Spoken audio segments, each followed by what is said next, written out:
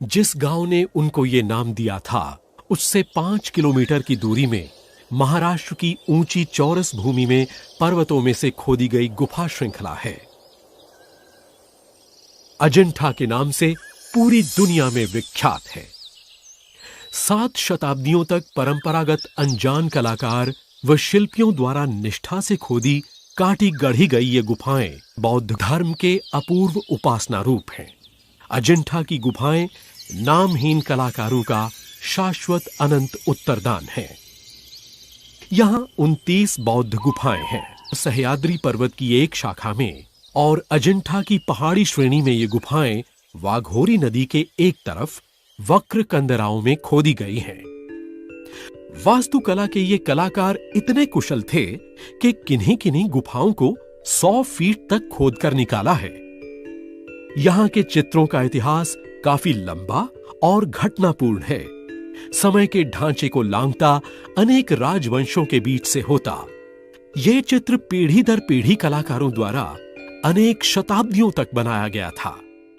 गुफाओं की जो संख्या हमें अब मिलती है वे काल क्रमानुसार नहीं है, सुविधानुसार इनकी गणना रखी गई है, इनके प्राकृतिक स्थिति के मुताबिक भी। अतः गुफा नंबर 9 और 10 सबसे पुरानी हैं। उनको बनाने में 400 साल का लंबा समय लगा। ईसा पूर्व 200 से लेकर ईसा के 200 शताब्दी तक गुफा नंबर 10 के खंभे 350वीं शताब्दी में ही शायद जोड़े गए या इससे भी देर से। गुफा नंबर 4, 6, 11, 15, 16 और 17 350 और 500 शताब्दियों के बीच जोड़ी गई।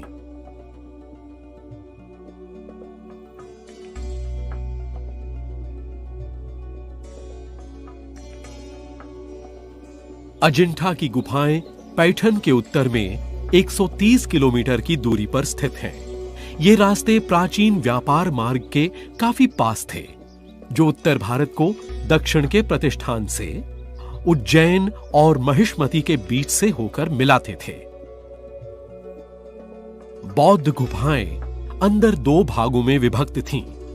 एक विहार या वासस्थान जो काफी सीधा सादा है और दूसरा चैत्य कक्ष या आराधना का स्थान, अद्भुत मूर्तियों से सुसज्जित जिनकी वे पूजा करते थे। चैत्य महाकक्ष भगवान बुद्ध को समर्पित थे और उपासना के स्थल थे। ये विशाल आयताकार कक्ष खंभों की श्रेणियों से विभाज्य हैं और चक्राकार मध्य भाग से मिले। प्रार्थना के समय परिक्रमा करने के लिए ये तीनों तरफ से घिरे हुए हैं। चूंकि ये भगवान बुद्ध को समर्पित थे, इसमें मूर्तियां और चित्र बोधिसत्व के अनेक अवतारों के वर्णन से भरपूर हैं। विहार बुद्ध के धार्मिक उपदेश, ध्यान और अध्ययन के लिए भिक्षु उपयोग करते थे। ये आयताकार कक्ष थे जिनमें छोटी छोटी कोठरियां पंक्तिबद्ध दोनों ओर जुड़ी हुई थीं। प्रवेश के सामने बुद्ध की मूर्ति या स्तूप थे। अजंठा की गुफाएं निर्माण कला के अच्छे नमूने हैं। ये 2 भिन्न भिन्न परिवर्तित कालों में बनाई गई हैं। एक तेरवाड़ और दूसरा महायान काल। तेरवाड़ काल में 2 चैत्य कक्ष गुफा नंबर 9 और 10 बनाए गए और 4 विहार कक्ष जो गुफा नंबर 8, 12, 13 और 15 अ में हैं। महायान काल के अंतर्गत 3 चैत्य कक्ष गुफा नंबर 19, 26 और गुफा नंबर 29 में और 11 अद्भुत विहार गुफा नंबर 1, 2, 4, 6, 7, 11, 15, 17, 20, 21, 22, 23 और 24 में है।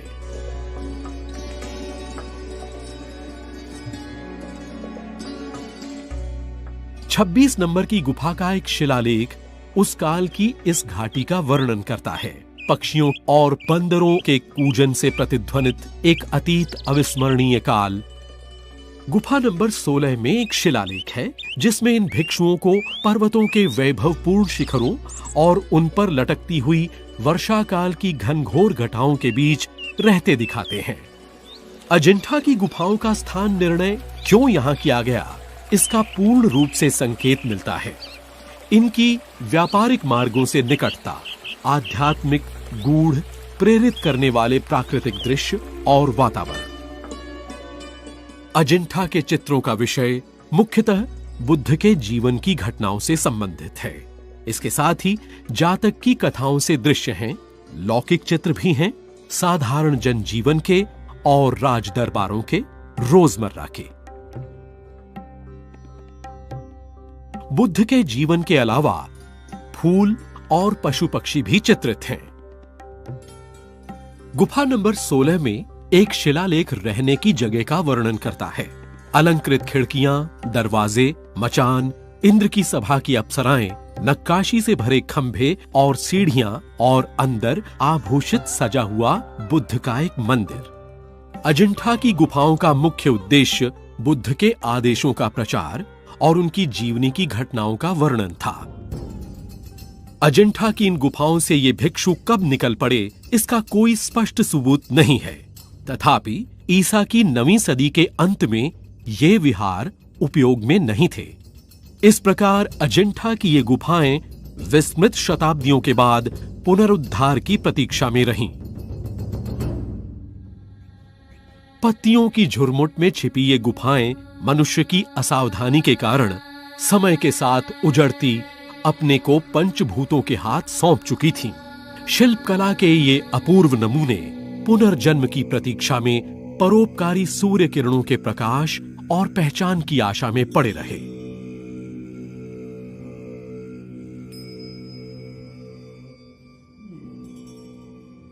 महाराष्ट्र की इस चौरस भूमि पर 1819 ईस्वी में जॉन स्मिथ और उनके कुछ अंग्रेजी साथी अफसर मनोरंजक यात्रा के लिए आए थे।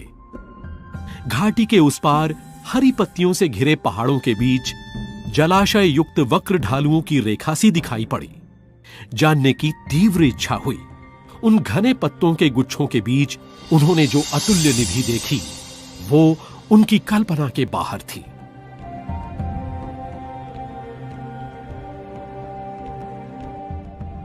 और इस प्रकार शुरू हुई पुनरुज्जीवित अजंठा नामक एक अद्भुत संसार की प्रसिद्ध घटना। ये हैं अजंठा की गुफाएं। शिल्पकला के ये अद्भुत प्रमाण, पत्थरों से काटे गए ये श्रेष्ठ मंदिर सारे संसार में अद्वितीय, सचमुच एशिया में अग्रगामी प्रयास हैं। प्राकृतिक चट्टानों को खोद उसी के अंदर निर्माण करना ही पत्थरों में की गई वास्तुशिल्प कहलाता है। अनेक मंदिरों को आश्रय देने वाली प्राकृतिक गुफाओं में और इन गुफाओं में एक फर्क है। ये अत्यंत परिश्रम से ठोस और कठोर पत्थरों की सतह पर अतुलनीय रचना होती है। सामग्री और स्थान की अद्वितीयता के बावजूद अजंठा के समान गुफा निर्माण में वास्तुशिल्पियों ने भवन निर्माण कला की विधि में कोई फर्क नहीं दिखाया है। साधारण तौर पर लौकिक रीति के अनुसार ही बाहरी व अंदरूनी भाग भी हैं। अतः इनको एक अलग स्थापन शैली नहीं कह सकते। फिर भी ये असाधारण अवश्य हैं। पथरीली वक्राकार श्रृंखलाओं का सामना करते इन कलाकारों को एक रूपरेखा बनानी पड़ी होगी। कल्पना और योजना बनाते समय पहली गुफा से आखिरी गुफा तक उस रूपरेखा को ध्यान में रखना पड़ा होगा। इस असाधारण कार्य का एक उदाहरण देखिए। गुफा की अंदरूनी सतह पर खनन करते समय ये भिक्षु भीतरी छत से शुरू करते और धीरे धीरे जमीन तक पहुंचते। बाद ही में वे इधर उधर देख पाते। फिर उन्हें गिरने या पत्थरों से लुढ़कने की चिंता न होती।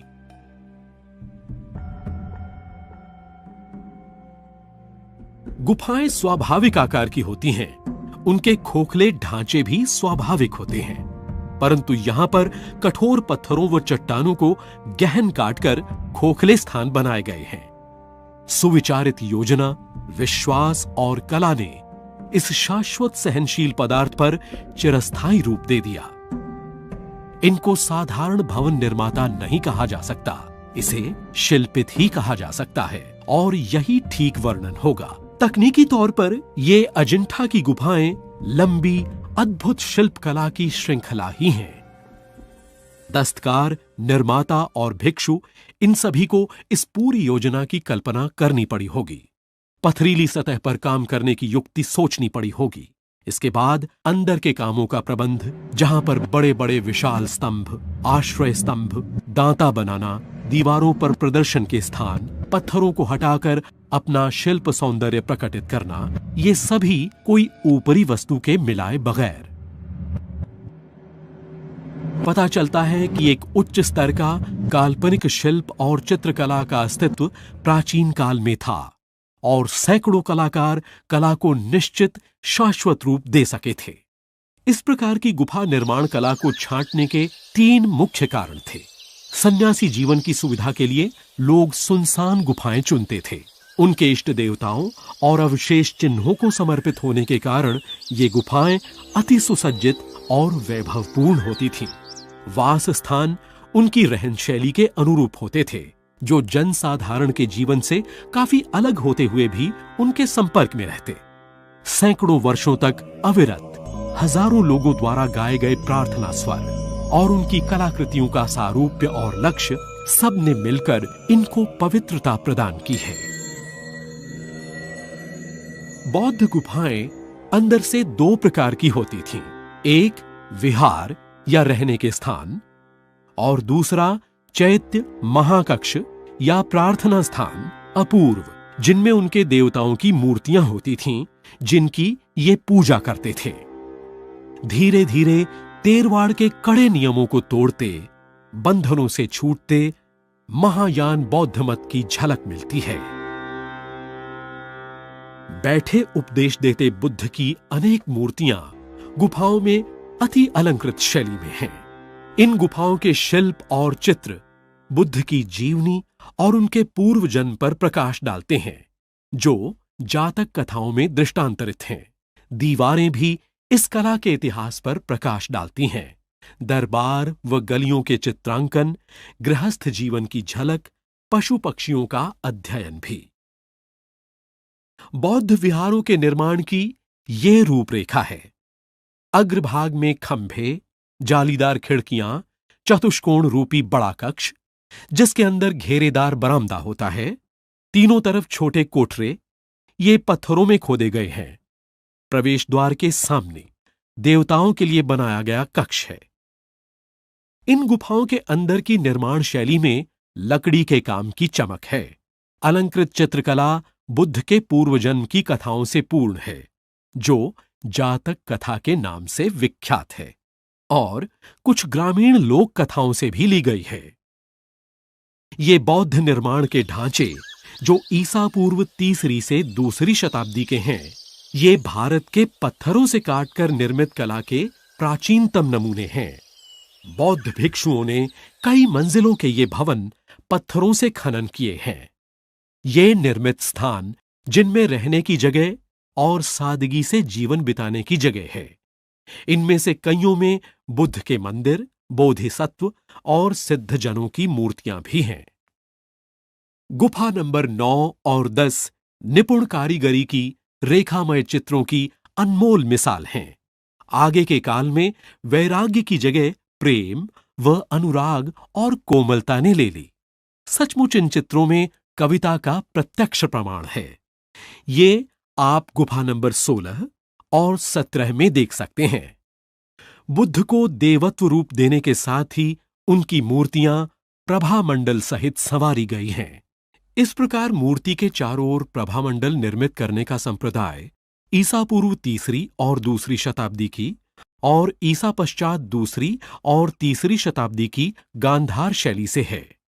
गुफा नंबर 19 में अभय मुद्रा में खड़ी बुद्ध की मूर्ति है, या शेर के सिंहासन पर बैठे, जैसे कि गुफा नंबर 26 में दोनों ही स्तूप पर अध्यारोपित हैं, जो कि उस समय गांधार शैली में प्रचलित थी। गुफा नंबर 26 में एक अन्य जगह पर बुद्ध की महानता के अनुरूप एक विशालकाय बुद्ध की मूर्ति है, जिसमें बुद्ध का महापरिनिर्वाण या उनका देहावसान चित्रित है। गुफा नंबर 6 में मंदिर के दरवाजे पर बुद्ध की मूर्ति के अलावा उनके अनेक प्रतिरूप भी हैं, जिनमें एक अभय मुद्रा या रक्षक की आकृति में है। बुद्ध के छोटे चौखटे विविध रूपों में चित्रित हैं, जो एक मुख्य मूर्ति के चारों ओर ढांचे समान निर्मित हैं। समय के साथ गुफाओं के अंदरूनी भाग और विस्तृत होते गए और दीवारों पर चित्र बनाए जाने लगे। अजिंठा के इस अत्युत्तम काल में रचना में गहनता, रेखाबद्ध चित्र, बहुत महीन काम किए हुए वस्त्र, संवारे बालों की शैली, मुख मुद्रा में अतीव भावुकता हमें देखने को मिलती है। सदियों के अभ्यास स्वरूप ये अब आसानी से बनाई गई हैं। गुफा नंबर 16 में नंद की त्याज्य पत्नी एक राजकुमारी की मृत्यु का चित्रांकन, उसका झुका सिर और गिरता बायां हाथ कवि की कल्पना स्वरूप हैं। शिथिल केले के हरे पत्ते इस चित्र के दुख को बढ़ाते हैं। बौद्ध धर्म के आदर्श और उपदेश करुण रस का अत्यंत सुंदर दृष्टांत हैं इस चित्र में। धीरे धीरे कलाकारों ने इस अजंठा की गुफाओं का सृजन अनेक शताब्दियों के लंबे समय के दौरान किया। ये मनमोहक कलाकृति और मनोहर शिल्प शैली समय के साथ साथ काल को सहन करती, शताब्दियों तक गहन अंतराल में छिपी, पुनरुज्जीवित, अब संसार के दूर दूर से आने वाले यात्रियों के मन को तृप्त कर आनंद विभोर करती हैं।